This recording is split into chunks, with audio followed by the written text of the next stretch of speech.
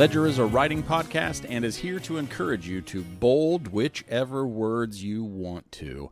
I'm your host, Austin Wilson, and today I am chatting with Joshua Hall, a fellow Indiana writer, a Hoosier, for those people who know what that means.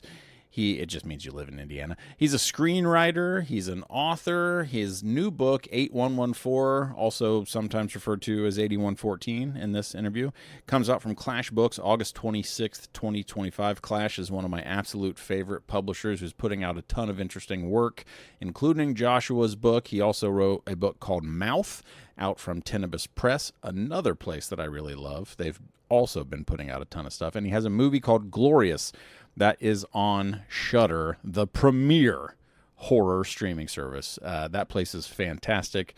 Make sure you go check out Joshua's work there as well as his books.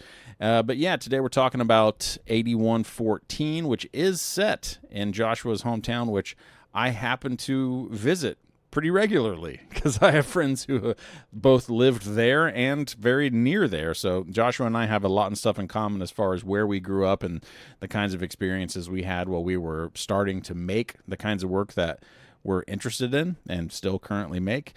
What else do we talk about? We talk about whether there's rules for writing screenplays or prose, and yes, those bolded and italicized words that we chat about, and what's it feel like to have a book that's so close to publication, and do you need to write a book that's set in the place that you grew up? It's kind of a thing I talked about, like I mentioned in the show with Brian Allen Carr, a fellow Clash author of Joshua and also someone who lives in Indiana, and how setting plays a role into the stuff that you're working on.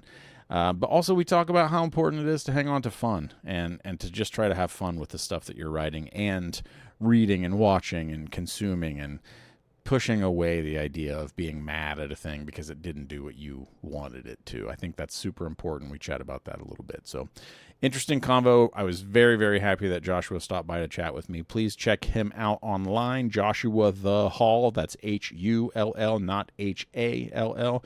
On Instagram and Facebook, and yes, his work from Tenebris Press, Clash Books, and on Shudder. As always, check out my stuff, austinrwilson.com, for my work as, a prose author, a comic book author. I'm also looking to do some editing and story analysis and read prose and screenplays and all kinds of stuff, so check that out. Also go to mossheartbooks.com, my independent bookstore, where you can, in fact, order books from me, and I can have them shipped straight to your house. Follow me on Instagram at mossheartbooks. I have a Patreon. If you want to go throw some money towards the show, you can definitely do that. It's just, I think it's Ledger Podcast, something like that. Yeah, follow me on those places and let me know what you think of the show. You can email me through my website and tell me what you think, and if there's anyone that you would like to hear on the show. But as for now, here is my chat with Joshua Hall.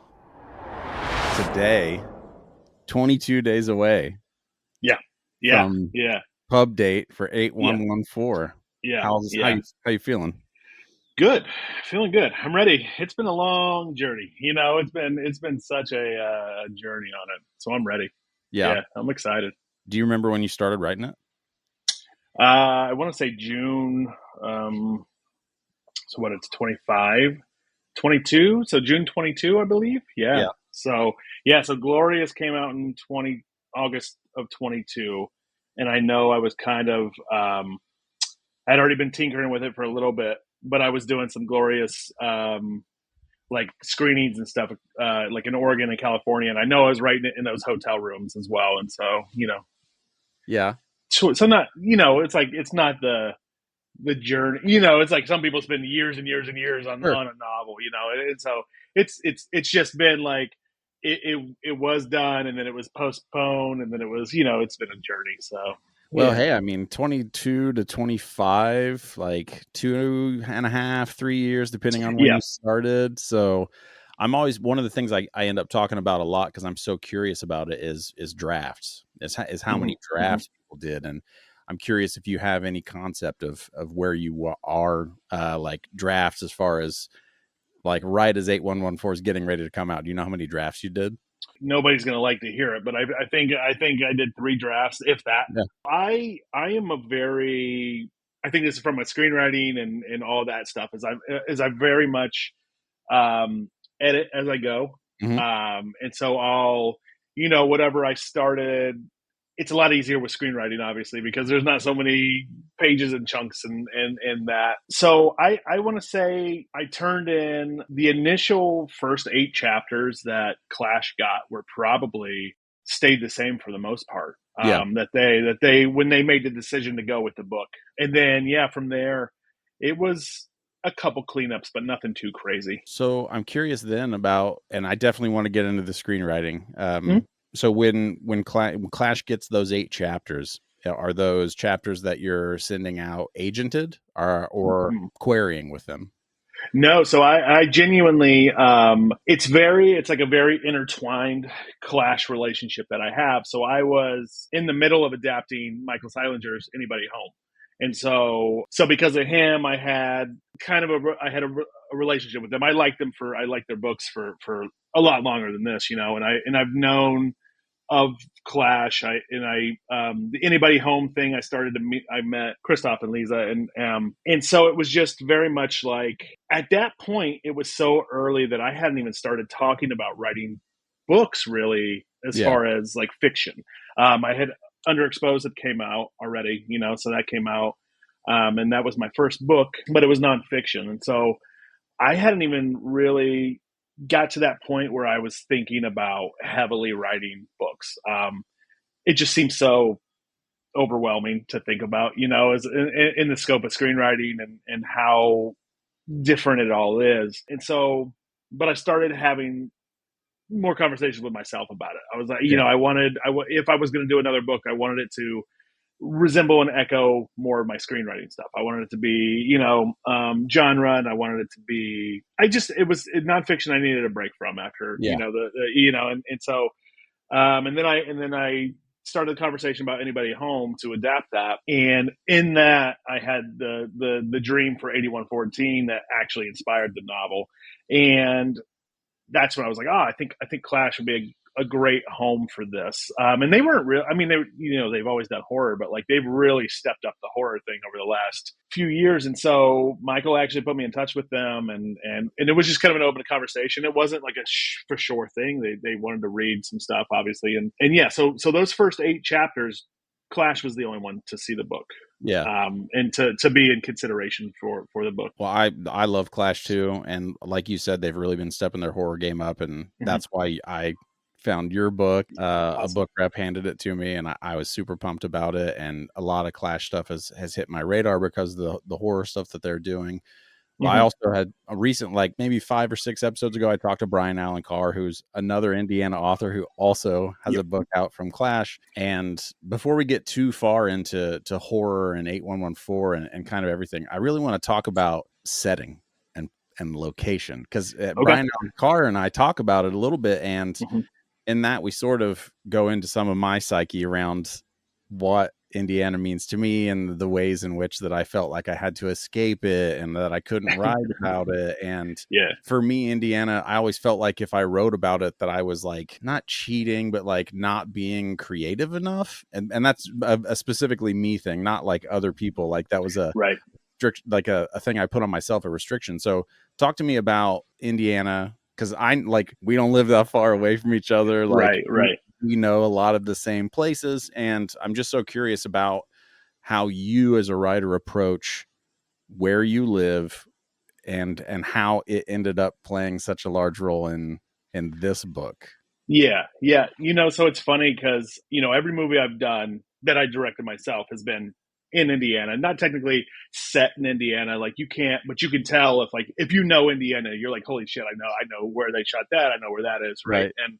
And I always got that question, like, are you always going to make every movie you make here in Indy? And I'm like, well, I'm just doing it now because I have to. Like, I have to do it now. Right. And then as that segues into the writing, it's like when Mouth is set in Indiana, but it's set in a town in Dillsboro that I've never really been to, but I just like literally like a chunk of the book was one of the characters.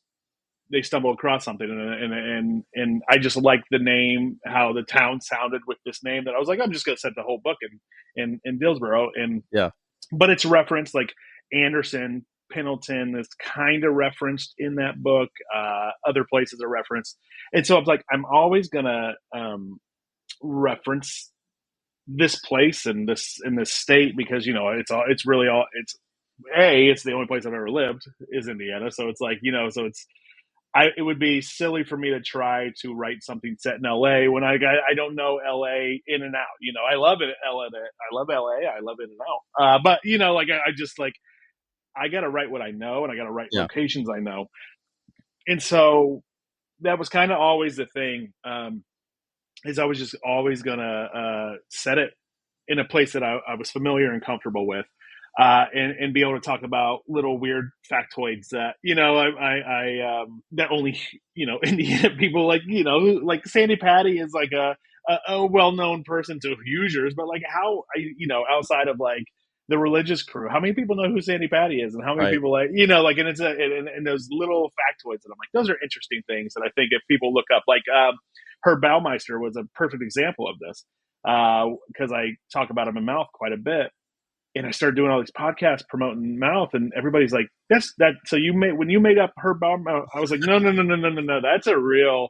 And then like it kind of that Hulu documentary came out, and everybody's like, "Holy shit!" Like this was like real. And so and so it's like things like that where I'm like, okay, the geography, the characters, the places.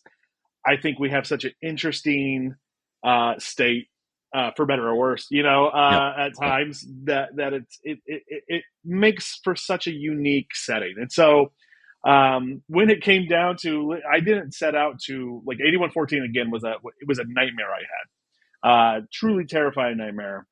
That was basically the setup for the book where one of my best friends ended up killing himself in that house. This was the whole dream. And I woke up and I was like, that was terrifying. Happened to be set at my old house that, you know, I grew up in. And that was the launching point. And then I started doing all the research about the town. You know, obviously I know a lot about Pendleton because I've lived here my whole life essentially. But you know, going to the library and reading the police logs starting in like 1800, you know, and learning all these things that are all these real life things that had happened in the span of this property or these things and these, you know, and it blew my mind. And so anyway, yeah, it was really with the house being in Pendleton, I was like, okay, the whole thing has to be set in Pendleton. Because I would be cheating otherwise. Because the story it's not only about Paul, it's not only about the podcast and everything, but it's very much about Pendleton, and it's very much about things that have happened throughout the years and the decades of this place. One of the things I love, and it's funny because right before we logged on here, I was like scrolling through Instagram and I saw you had reposted an alternate poster for the Blair Witch Project. And it's a badass poster. Yes, it is. Yeah. That was one of the things that I was going to talk to you about is this sense of created reality for 8114. And it doesn't really seem like there's a place in it. I found myself being like, is this the real Joshua giving me these notes about Pendleton, or is this like I was sort of down that rabbit hole, and I kind of don't even really want an actual answer, like because I like living in that. Like I remember when the Blair Witch Project, they put out that book that was like further the Blair Witch dossier. That's right. It's right back here. It's like on and I loved it. Like I didn't want to know if it was fake or not, and there's a part of me that doesn't want that for 8114. But as you're talking in the back and you're talking about parts of Pendleton, really, and maybe it's because I'm from here, maybe not. I can see that you love that place. Yeah, I think, you know, for better or worse, I love this place. You know, and I think I'll go back a little bit.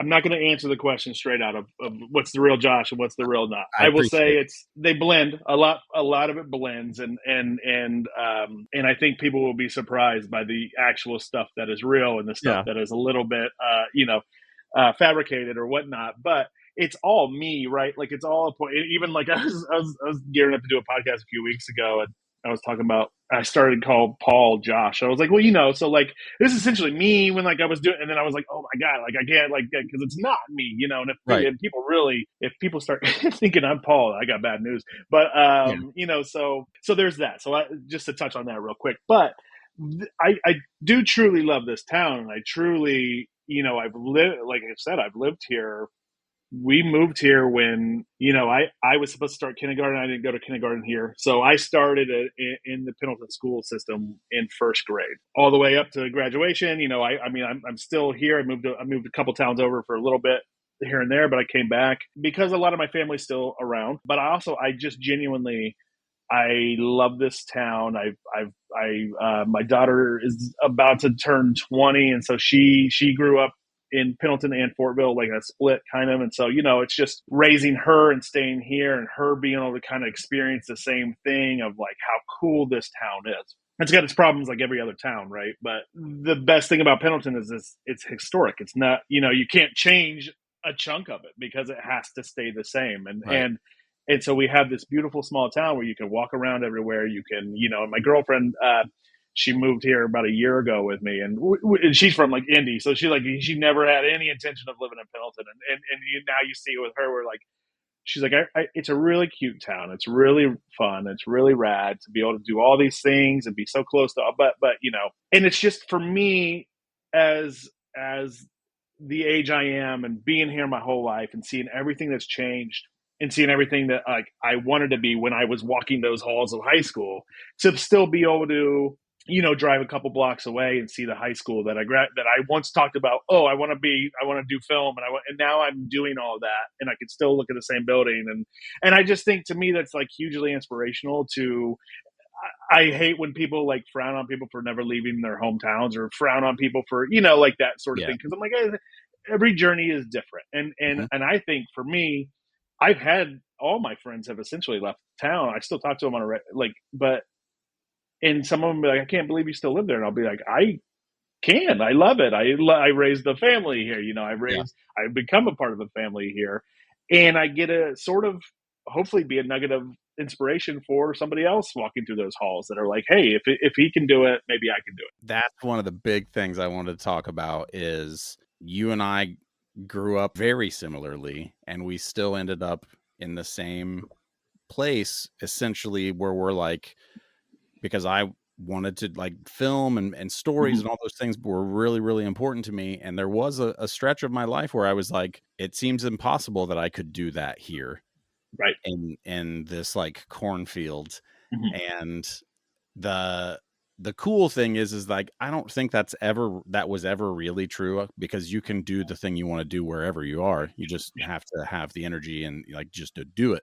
Right. But now, like wherever you live. And so I want to talk like us specifically talk to the people in the small towns, to the people in the Midwest, or to the people in places where they think it's not possible, because I know where you live. And if I talk to anyone like in LA and I was like, this is where Joshua lives, this is where I live, like we're doing these things that are important.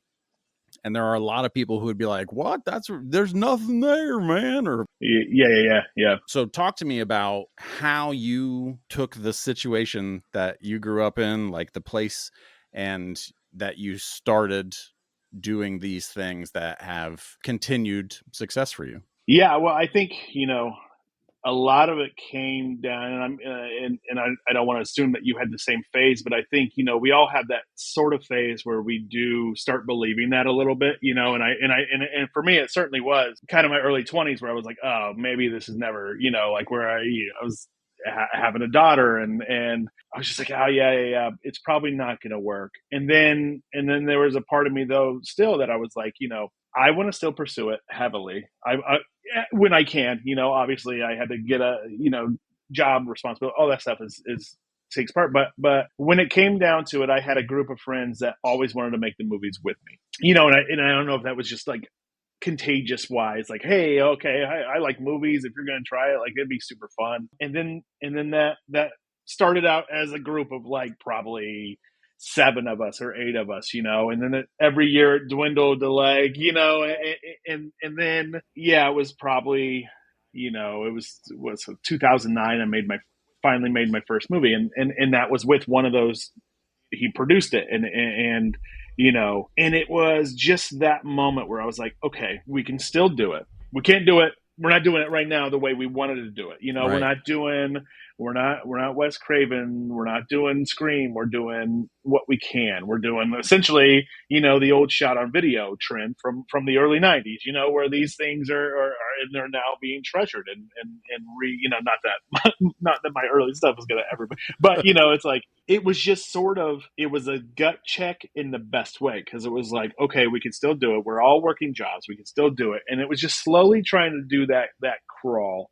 I know that I am not going to get the Kevin Smith situation, right? Where I'm going to put max out credit cards and I'm going to go sell clerks to the Weinsteins, and and then it's all from there. No. That's not going to happen for my journey. And so it was just very much using the resources that we had, utilizing the talent that we have, because Indiana does have a lot of talent. We don't have the best film scene, as you know, but we do have talent.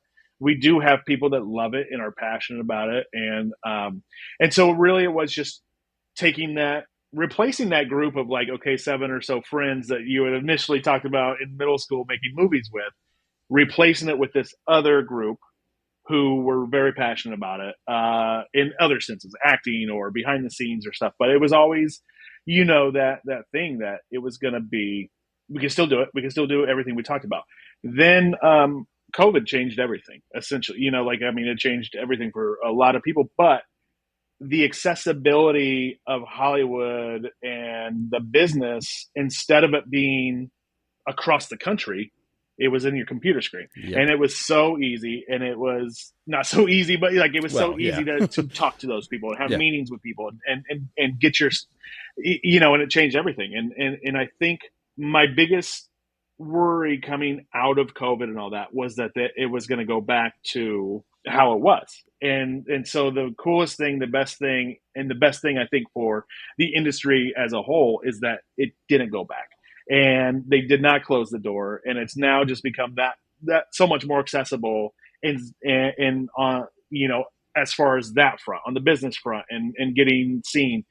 Also the same front of getting seen and getting your material out there, or the film festivals and different things. It's just, like, we would have never had that. And gosh, so graduated high school in 2000, and you're still trying to, like, if we had the stuff kids have these days, I'm not saying it would have changed anything. Listen, but I'm saying that the accessibility level and the talent level at such a young age now is so incredible, because they're growing up with these tools and these resources, and it's awesome to see. So small town accessibility has changed for everybody in all those towns, and it's just made it it's not an even game still, but it's sorry, I'm rambling. So. No, it's all good. I mean, those things you're talking about, those opportunities. And so you graduated high school 2 years before I did. So we're pretty close. So our experience has probably been very, very similar.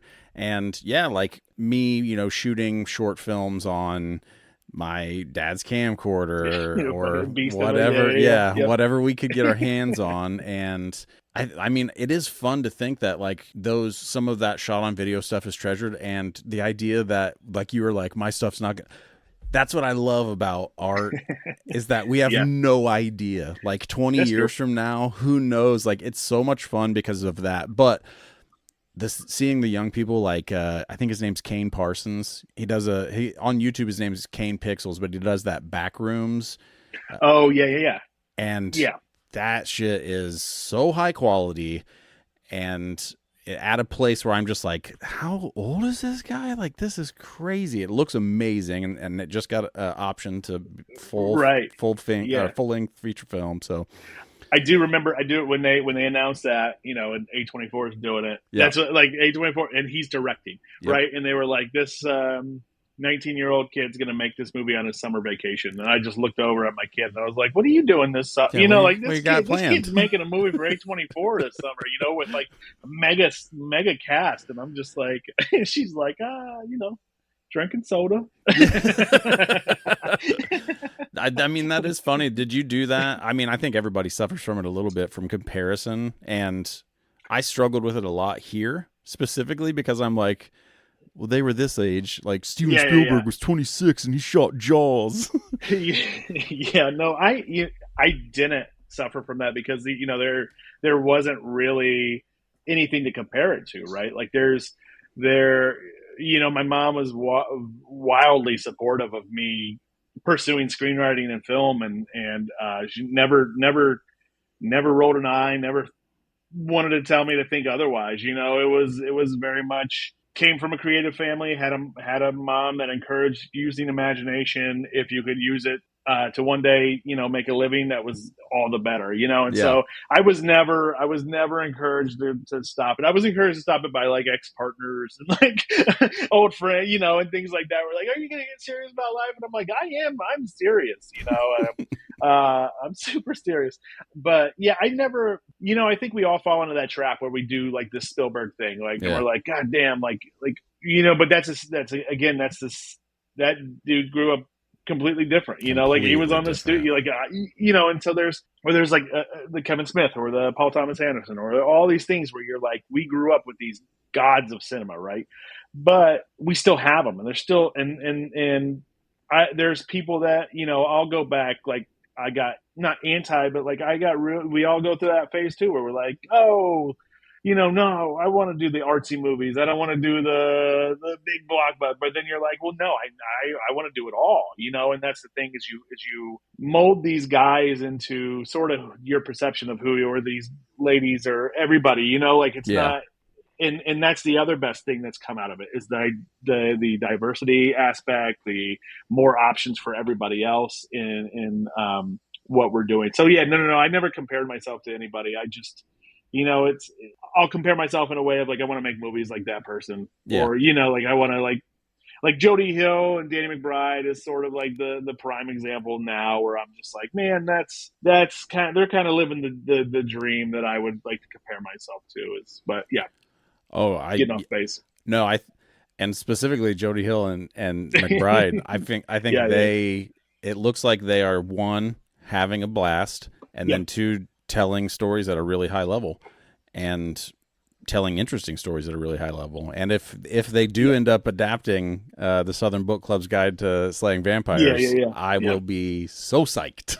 Yep, same. Yeah, they're and that's the thing is, you want that opportunity to be able to kind of cross genre, cross, and they've seemed to master just that wave of going from comedy to horror, like doing all this stuff. And that's the thing is David Gordon Green as well is one I would consider, who's a guy that just seems to be able to do whatever he wants and is great at. And so that's what I would compare myself to, is strive to just, okay, I want the creative, not control, but the creative freedom to sort of kind of bounce back and forth with whatever I'm doing. And and I think audiences have changed enough too now that they are more willing to embrace differences in creators. Like when King came out, when Stephen King first starts publishing, and his agent's like, you better watch out, you're gonna be a horror guy.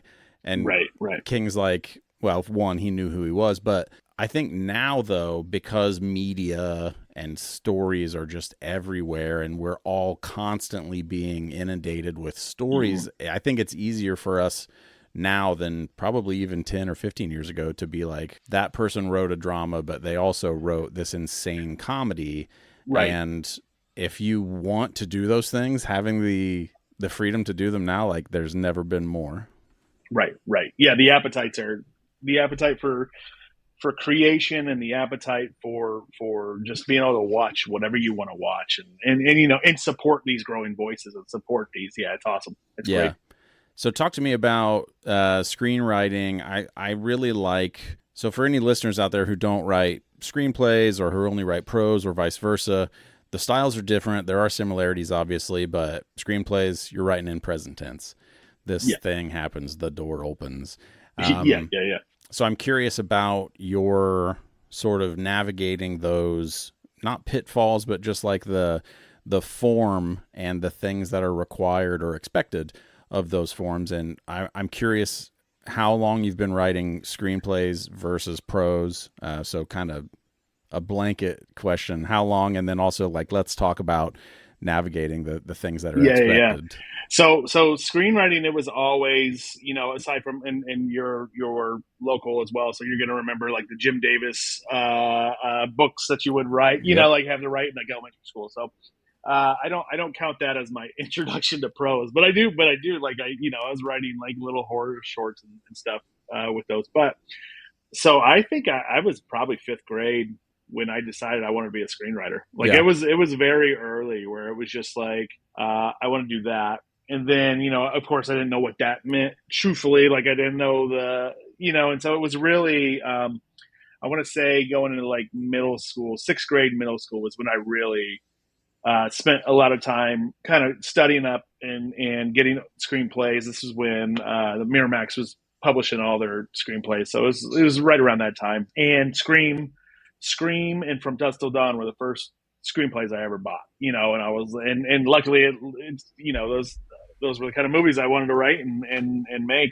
And so I really just dove into learning the craft, and I tried to learn it from the actual material, because I did find myself in that trap of the books of like the rules and and I did find myself in that trap a little years later where there's so many different voices, talking. And so I really just try to go to the actual screenplays and really pick up that structure. And I found it not as hard as people make it out to be. So sixth grade, really, really starting to tackle and write the screenplays in late, like that summer between sixth and seventh grade. I was writing screenplays in seventh grade, obviously like 30-page screenplays, sure, if that, that are like, it's done, it's a full movie, and it's like, it's not even a first act. It's like, and it's like, and then the prose, genuinely, I was writing some stuff, but Mouth is really the prose debut, and that's like really the first time that having to go from the screenplay format to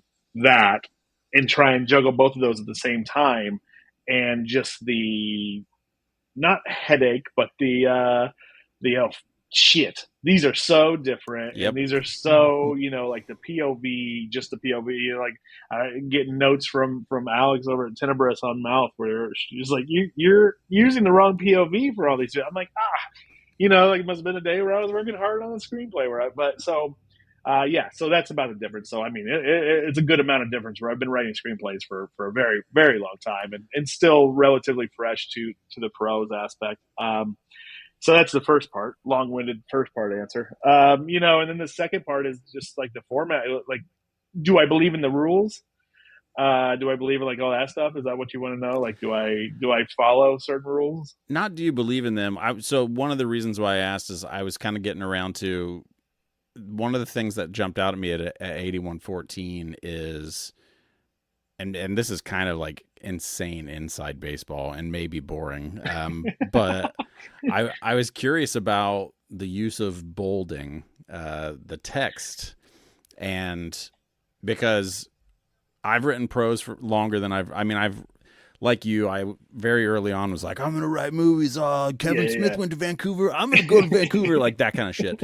And so I've been writing, but like very seriously writing screenplays didn't come for me until much later, whereas I've been writing prose since I was really, really young, including those Jim Davis books. But that's one of the things, like in 8114, having bold text and this like different font treatment, that's a thing that I personally, as like a prose person, would be like, oh, I can't believe that they did that. Not in a sense that like I'm aghast or anything. No, like, a lot of people have been like that. A lot of people have been like, what the fuck is up with the bold and the italics? well, I'm curious then, because I think, one, people get scared. And I think that is one of those things where you're like, there are rules, sir. And to me, it's like, that's not a rule. Like, I like the idea of thinking of guides. Like we're going to guide this thing and try to hit these certain things. But so talk to me about that then, like all the bolded words. Cause I was curious how you guys came to that. So genuinely it's, and you can play a drinking game with how many times I say genuinely on this thing as, I have those too. Yeah. But My screenwriting style is I like to bold. I like to use italics. I like to tell a story. Yeah. So I like to tell a story, and I'll even do things like post action line. I'll write jokes, in where I'm actually like talking to the reader, like Yeah. just I'll just add my personality. I know a lot of people do that, so it's not breaking news or anything, but I just very much believe, yes, a screenplay is a blueprint, but it's also a story. Right. And I think our job is to tell a story. And you don't just sit around a campfire telling a story dull as hell, Right. and like boop, boop, boop, boop, boop, boop. You're telling a This. story. You're trying to entertain people, right? Right. And so every single thing that I write, I want it to be entertaining. Even if it just gets one laugh, I want it to be something that somebody will be like, okay, that was a super fun read, or like that was a super cool thing. And so I didn't utilize it a lot in mouth, but I did. But I was writing mouth and 8114 at the same time, and so I was very much like 8114 was going to be the closest thing to me to one of my screenplays in the sense of structure. It's a solid 3-part, broken into 3-part screenplay thing.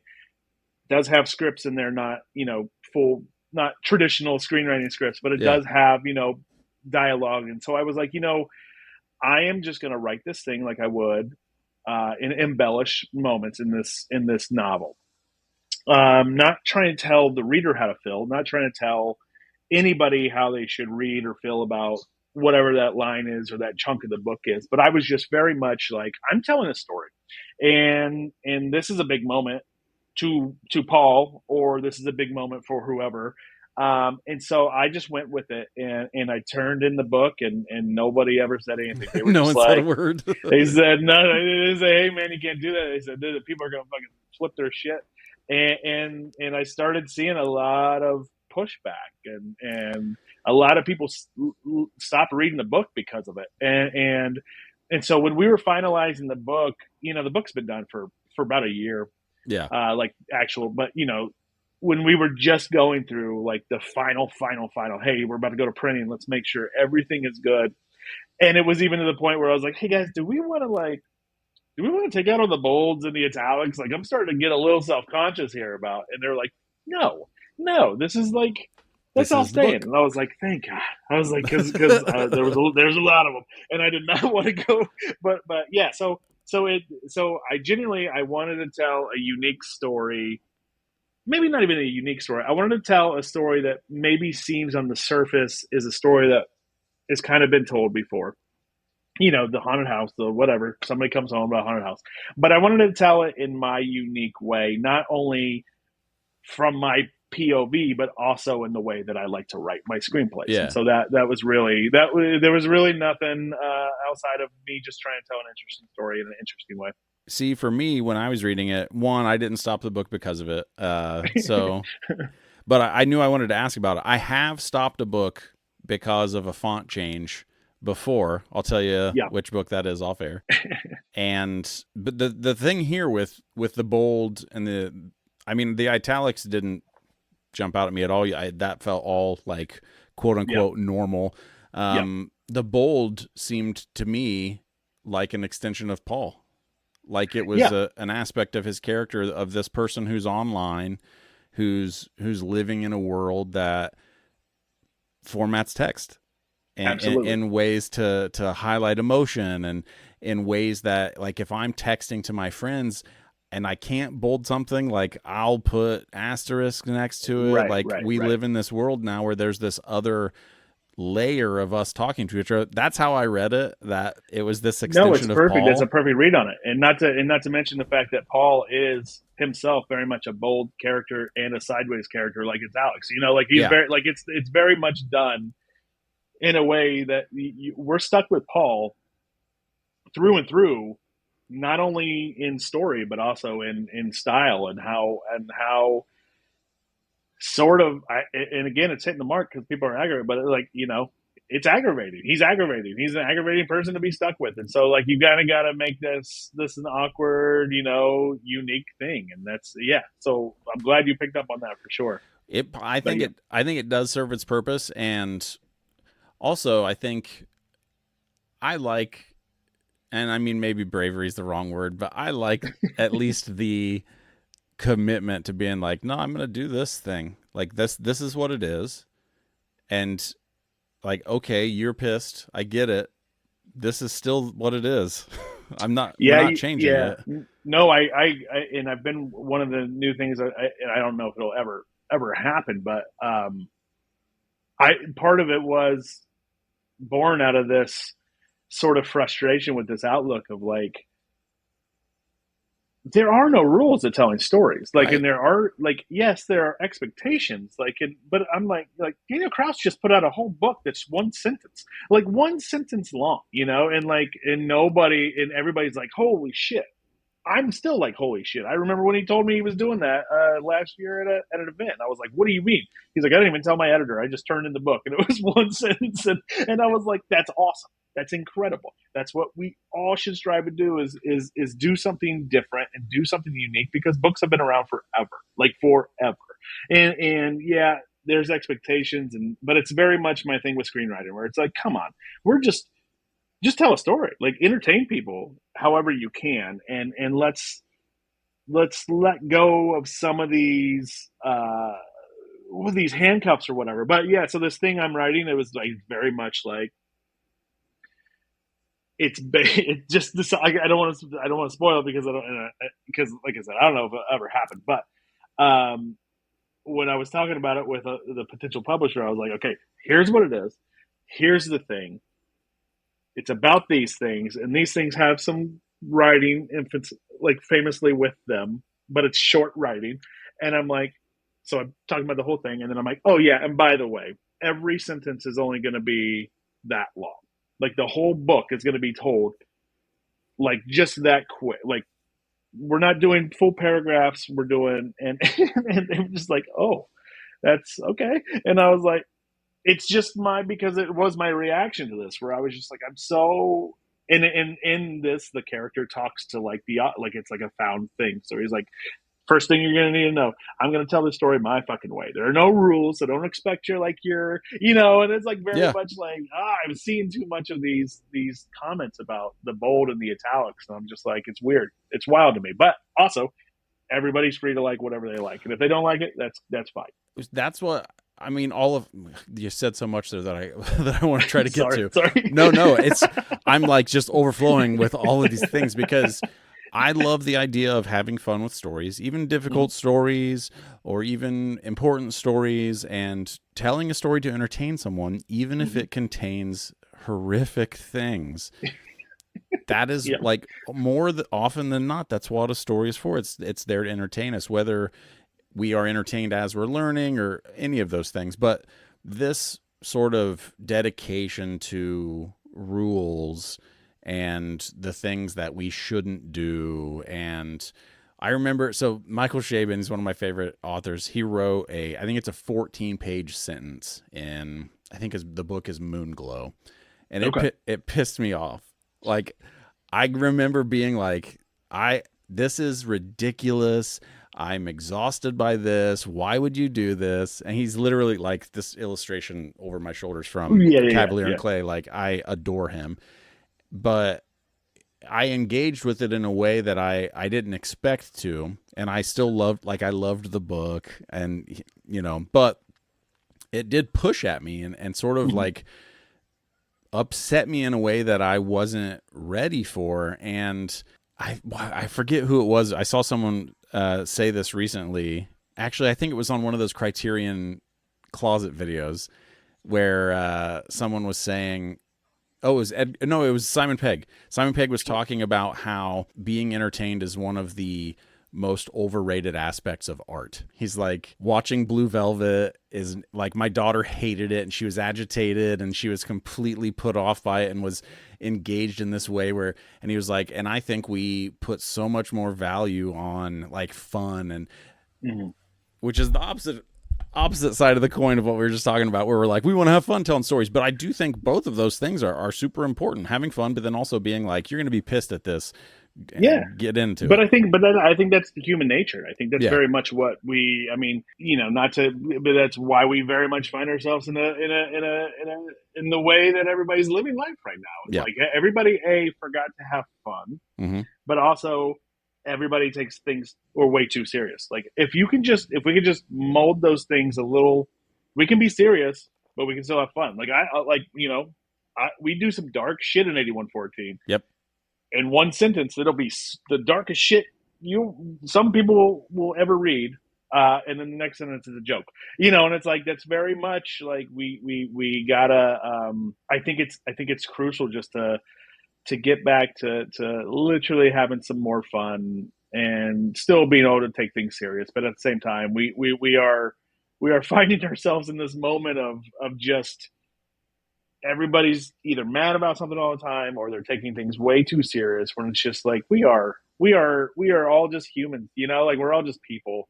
And if in the big scope of this world you're going to be mad about or annoyed by the bold and italics or something completely unique to a reading, then it's just like,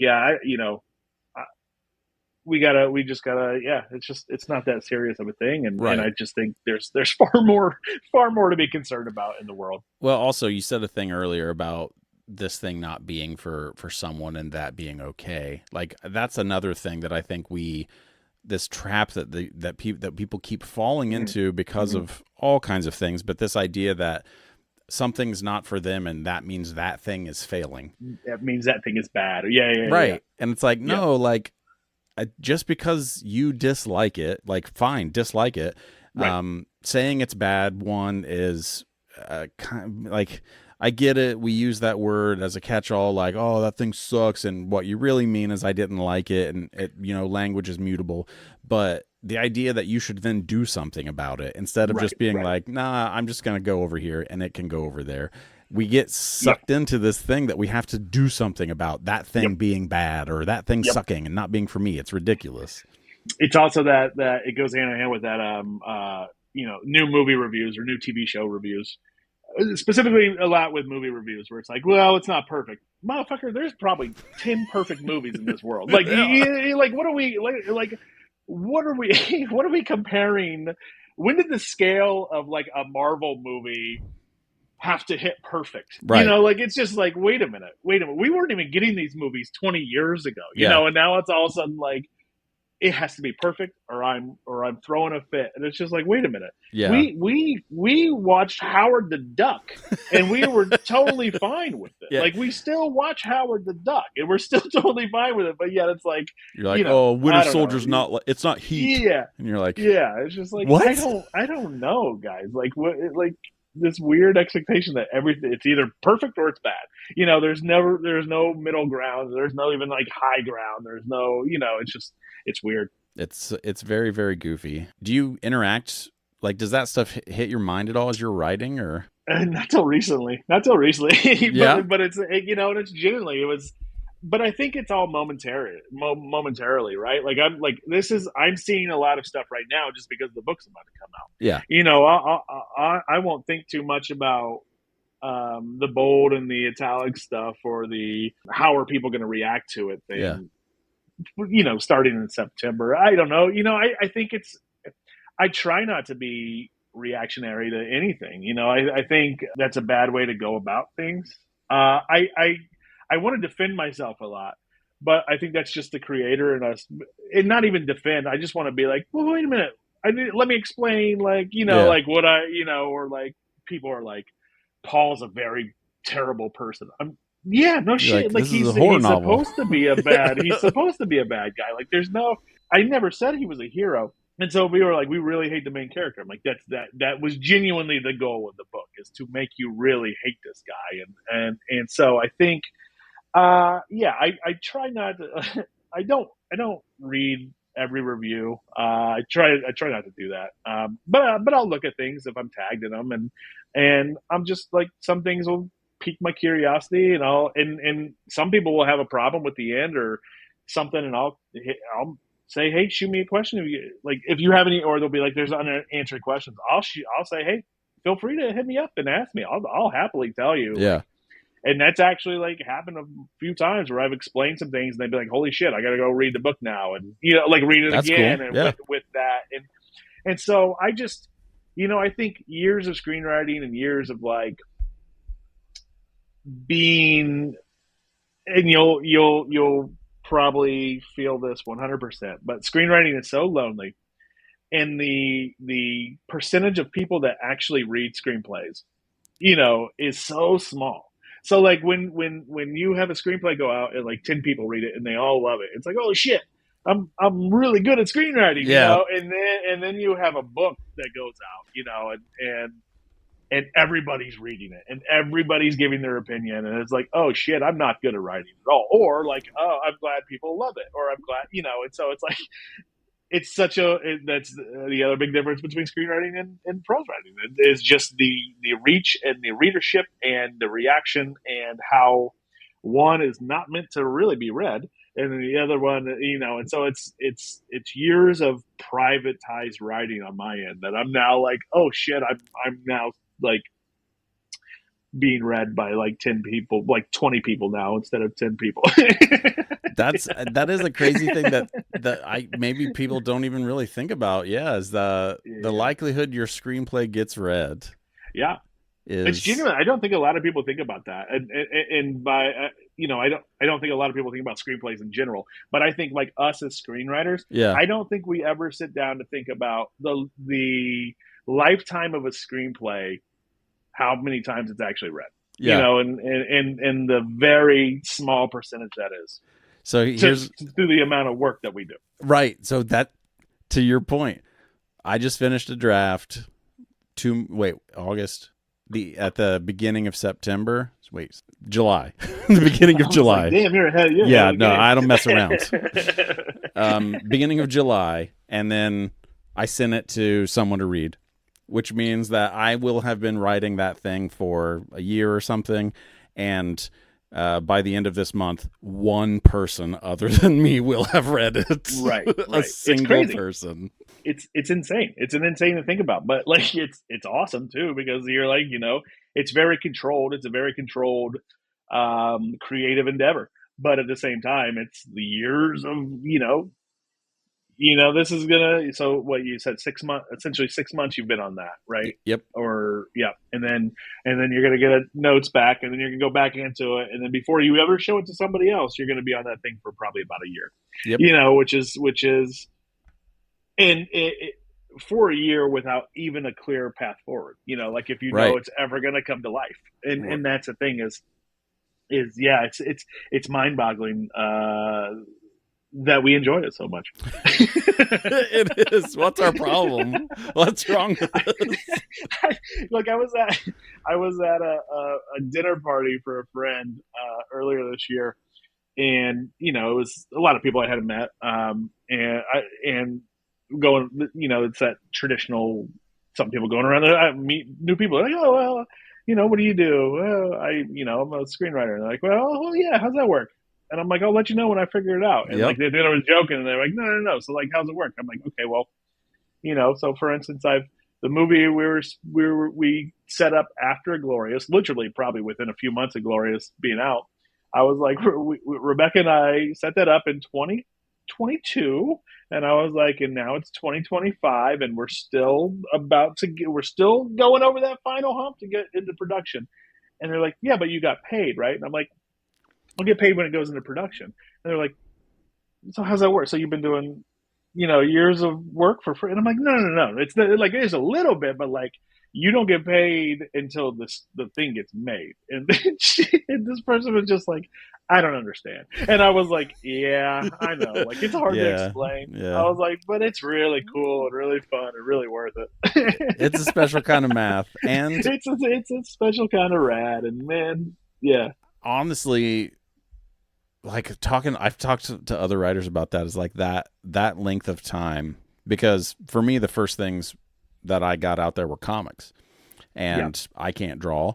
So I've always had to write scripts and work with illustrators, and publishing is slow, and sometimes movies can be fast, but those are the rarities. Like the rarities. Yeah. I mean, like Glorious, even like a 2-person thing still, I mean, from the time Rebecca came on, I mean, it still took 2 years until it came, and that's a one location movie with, and so that's still as going as quick as I've been a part of something, and I Yeah. and so yeah, it's but it all makes it worth it, right? And like Mhm. that's the thing, it's like it's all fun and it's all the process is part of it.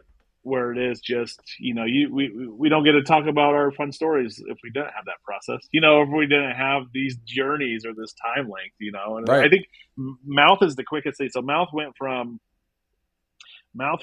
first draft turn in or contract first draft to on bookshelves within a year, like from 1 year. Oh, Like it was damn. a quick turnaround. So, and that's the quickest I've ever had anything go, and it was awesome. And it was, but at the same time, it was like there was no time to waste, Yeah.